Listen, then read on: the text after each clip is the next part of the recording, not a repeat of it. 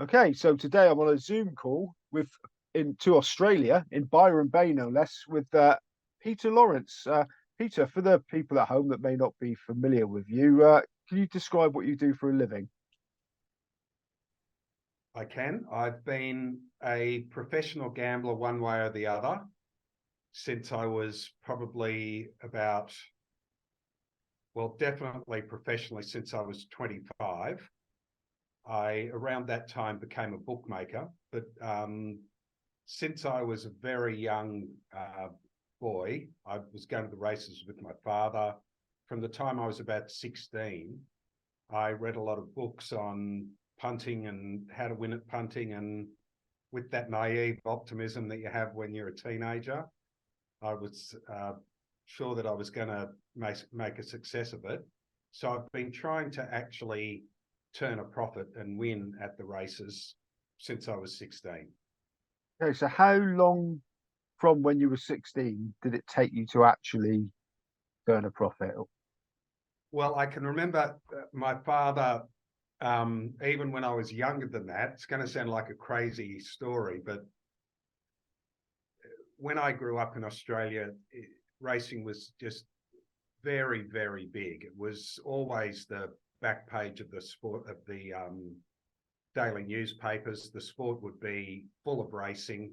I was actually born in the UK, and I've spent a bit of time living there.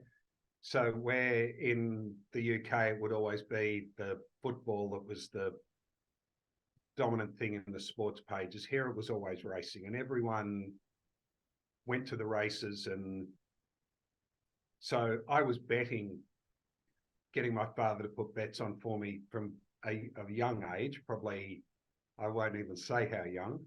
But I remember one year he said, I want you to keep a list of all the bets you have during the year. And I was probably 14 or 15.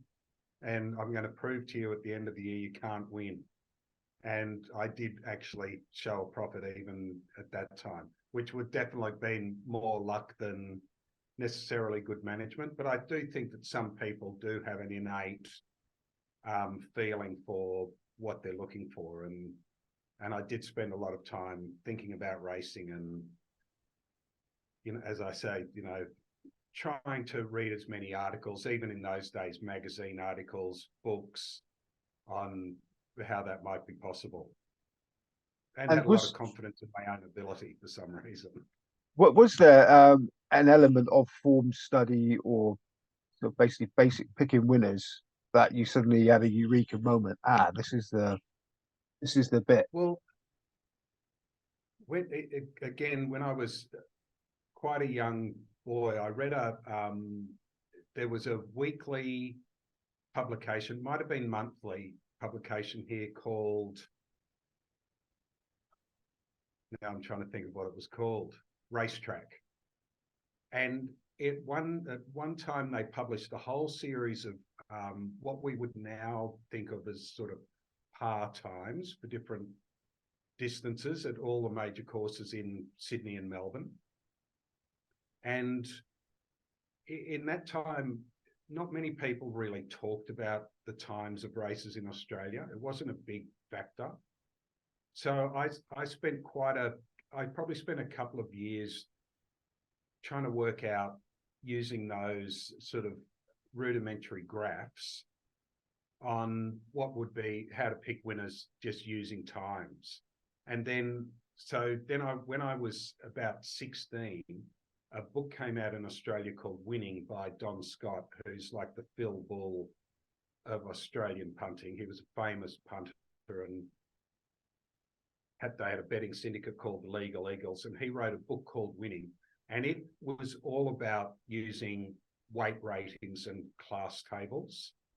And so right from that time, I tried to marry those two ideas up, using the Don Scott weight and rating tables that he had in his book, and also trying to incorporate some of the time figures that I'd been thinking about and working on.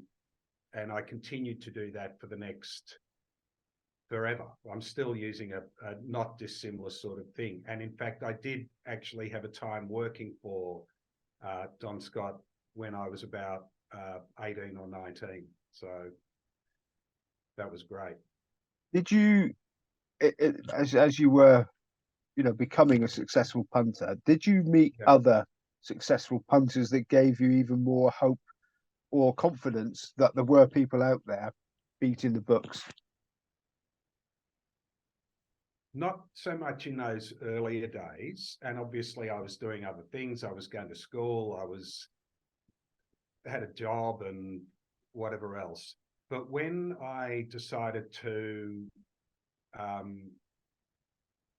really make that my career, and originally what I did was I became a bookmaker when I was about 25 years old.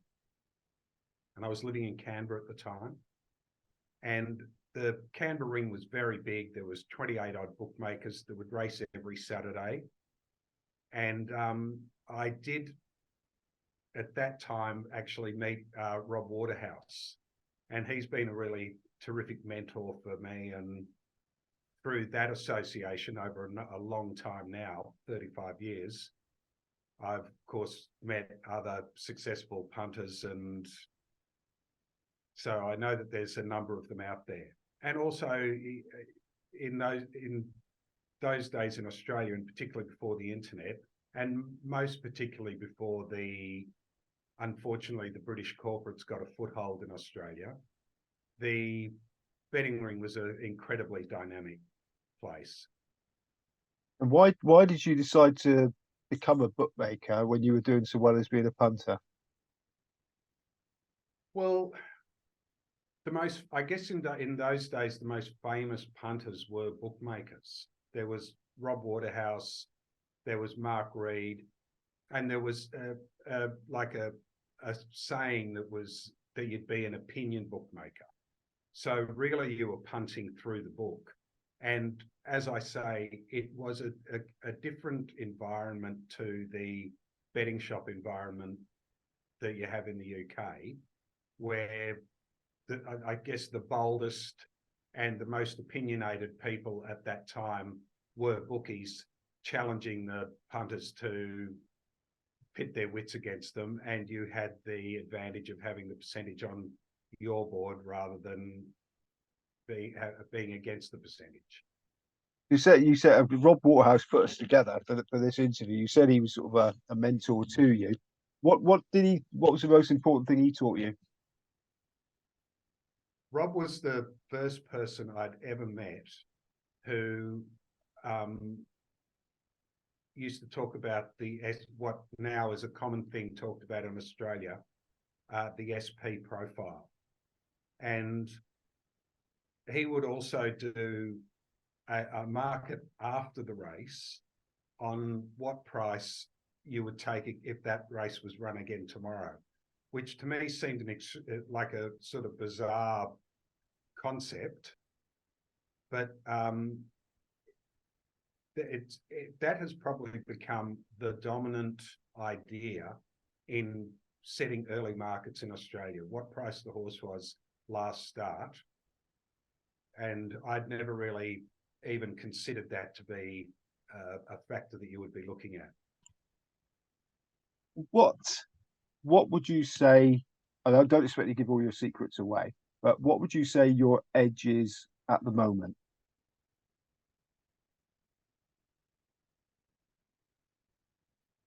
I think that I think for British people who are listening or watching, it's important to sort of know that Australia has undergone a really dramatic change in the last 20 years, and in particularly the last 15, since the British corporates came and got a foothold. So the edge that I would have had in my mind in the late 80s and the 90s was I would have thought I was a better judge than the market.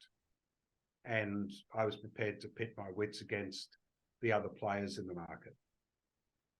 As the corporates have taken such a big hold here and Betfair's become so dominant, That's a much more difficult thing to achieve in 2023.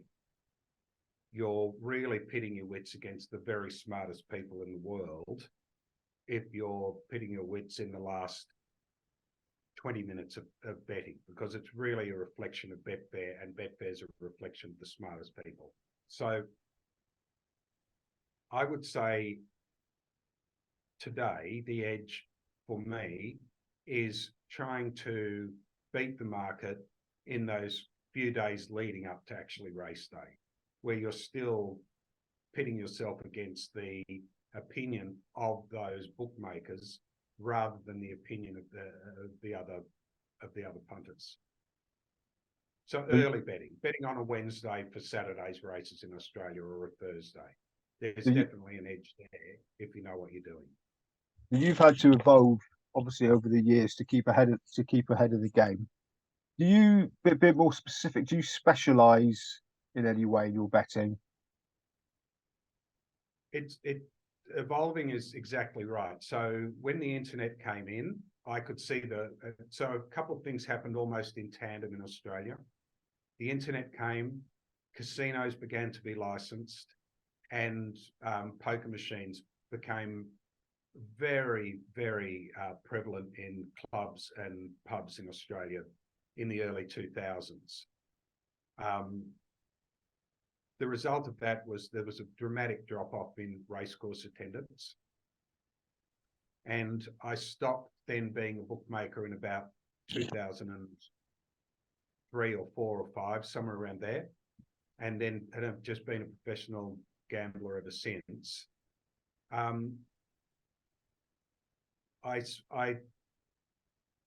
specialise, I guess, in bigger race meetings rather than the smaller country and provincial race meetings. That's where I focus most of my attention. And why would that be? I read an important book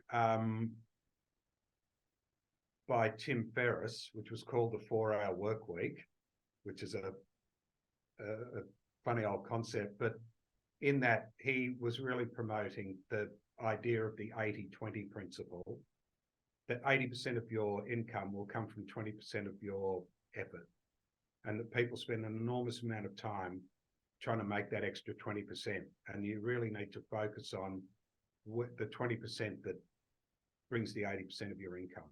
And I did used to bet every day and bet much more often than I do now, and I realised that the majority of my profit came certainly from, in Australia, the 2 big race days are Saturdays and Wednesdays. So I focused on that.